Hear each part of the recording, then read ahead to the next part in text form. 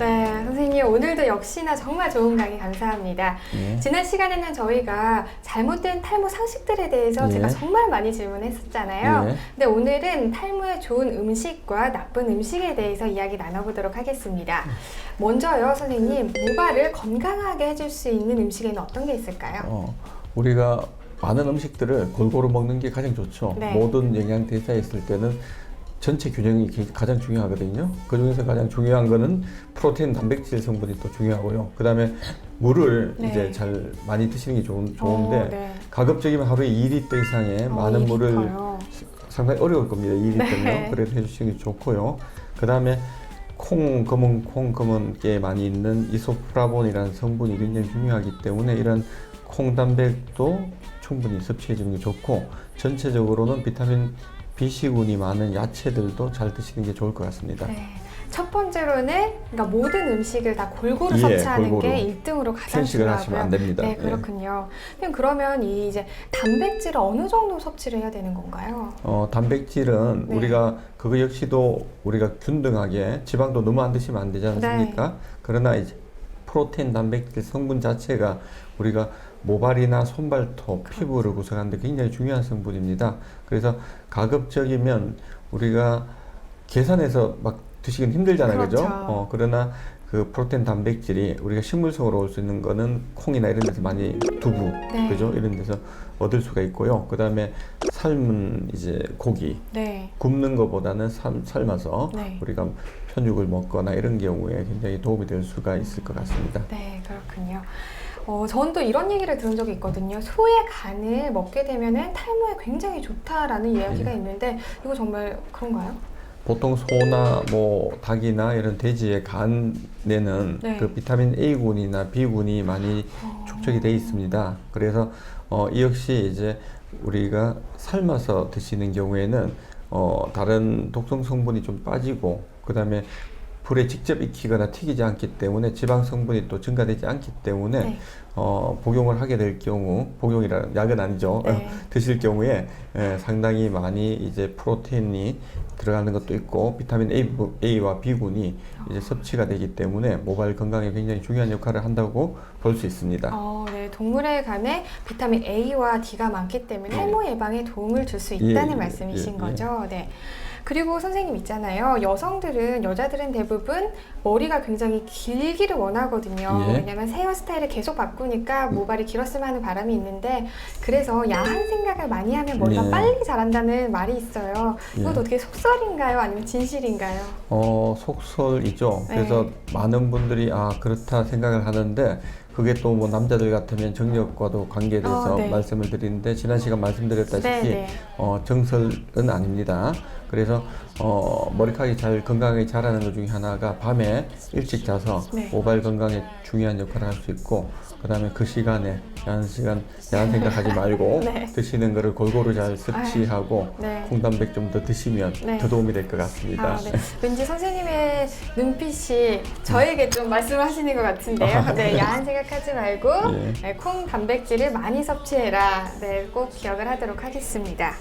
자, 그리고 다음 질문은요. 사실 요즘 환절기여서 굉장히 피부가 건조하잖아요. 예. 그렇기 때문에 비듬 때문에도 고민하시는 분들이 많이 계시거든요. 비듬에 좋은 음식도 좀 추천을 해주시죠. 예, 비듬은 이제 두 가지로 생각할 수가 있습니다. 우리가 정상적인 비듬이 있습니다. 그래서 모든 사람들이 비듬이 조금 더 생기는 분이 있고 좀 적은 분이 있고, 이거는 정상 범위에서 비듬이 좀 더 생기는 거고요. 네. 두 번째는 이제 지루 피부염이 있어서 병적으로 비듬이 심해서 각질이 떨어지는 경우가 있습니다. 두 번째 경우는 지루 피부염을 치료를 해야 되는 부분이고요. 첫 번째 이제 정상적이지만 비듬이 많은 경우, 그럴 때는 이제 좋은 음식들은 뭐 야채를 많이 섭취해서 비타민 B씨군이 증가되거나 물을 많이 섭취하는 거는 조금 도움이 되겠지만 악화인자가 많아요. 그래서 기름기가 너무 많은 음식들을 이제 많이 과식을 하거나 그다음 흡연을 많이 하는 경우에 그 다음날 그런 증세가 더 심한 분들이 많이 있거든요. 그래서 그런 것들을 오히려 좀 피해가는 게 더 도움이 될 것 같습니다. 그리고 비듬을 예방하는 것 중에 하나는 샴푸를 할 때 좀 네. 충분히 시간을 줘서 약용 샴푸를 2, 3분 내지 5분 정도를 둬서 그 비듬균, 피트로스포름이라는 진균을 네. 좀 억제시켜 주는 게 굉장히 중요하거든요. 그러고 나서 잘 말려줘야 되는데 전부 다 막 바쁘다 보니까 아침에 긴 머리카락을 덜 말린 상태에서 밖에 나가게 되면 네. 아주 뜨거운 햇볕에 바깥쪽은 마르고 안쪽 두피는 젖은 상태로 있습니다. 그런 경우에는 피트로스포름이라는 진균이 더 많이 활성화가 될 수 있어서 비듬이 더 심해질 수가 있으니까 머리 감고 말리는 요령도 같이 좀 신경을 써주시는 게 좋을 것 같아요. 아, 네. 그러니까 비듬이 음식뿐만이 아니라 머리를 감는 습관, 또 말리는 습관이 굉장히 중요할 것 같네요. 네, 그리고 남자분들은요, 탈모 치료제를 먹게 되면 성적 기능이 약화된다고 해서 과연 탈모를 치료를 해야 될지 아니면 성적 기능을 또 고민을 해야 될지 굉장히 좀 헷갈려 하시는 분들이 많으신데요. 예. 탈모 치료를 하게 되면 정말 성기능에 문제가 있는 건가요? 생기게 되나요? 예, 어느 정도는 일리가 있는 말씀인데요. 그러니까 네. 모든 분들에게 적용되지는 않습니다.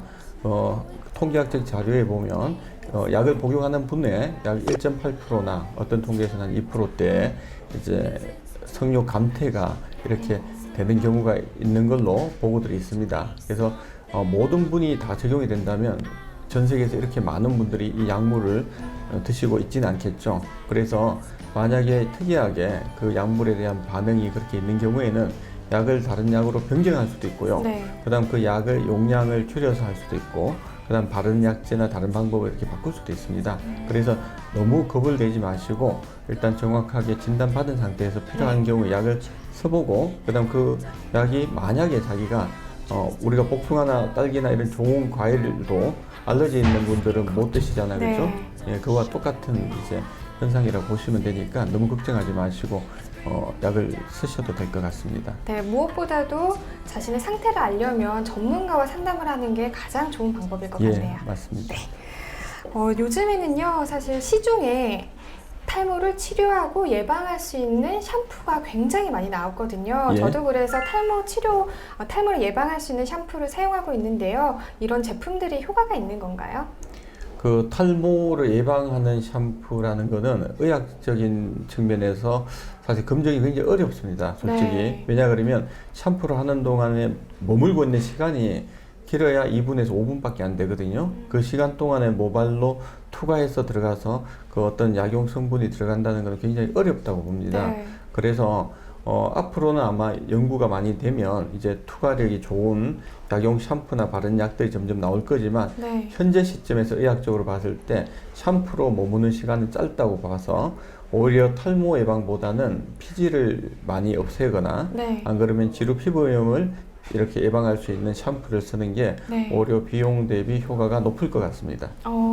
그럼 그 역시도 또 자신의 두피의 상태를 잘 알아야 하기 때문에 또 선생님 같은 전문 이제 의사 선생님을 찾아가서 예. 정확한 진단을 받는 게 중요할 것 같습니다. 예, 예. 탈모가 있으면요, 여러 가지 방법을 다 해보잖아요. 예. 그리고 특히 탈모를 치료를 받게 되면은 비용이 만만치 않아서 홈케어를 하는 분들이 요즘 예. 꽤 늘어나고 예. 있는데요. 제 주변에도 어성초가 탈모에 굉장히 좋다고 해서 이 어성초 물을 마시기도 하고 또 이렇게 모발에 뿌리기도 하더라고요. 예, 근데 예. 정말 이 어성초가 민간요법인지 아니면은 이게 검증된 효과적인 방법인지 궁금한데요. 예. 어떤가요? 아마 작년하고 그 굉장히 어성초가 대한민국 열풍이었죠. 네, 맞아요. 근데 아쉽게도 어성초가 탈모에 직접적인 치료 효과가 있다고 나오지 않았습니다. 결과적으로. 예, 어성초는 전체적으로 피지를 좀 줄이거나 이런 피지양을 좀 줄이는 이런 정도의 네. 효과는 조금 있지만 전체 탈모를 예방하거나 안 그러면 거꾸로 탈모가 다시 새로운 모발이 날 수 있도록 하거나 그렇게 만들 수 있는 것은 아니라는 게 지금은 다 밝혀져 있습니다. 그러니까 민간요법이 되겠네요. 그냥 민간요법으로 할 수 네. 있는 정도로 보시면 됩니다. 그렇다고 또 민간요법을 너무 맹신하다가 치료 시기를 늦춰버리면은 또 문제가 될 수 있으니까요. 여러분들 이 점 유의하시길 바랍니다.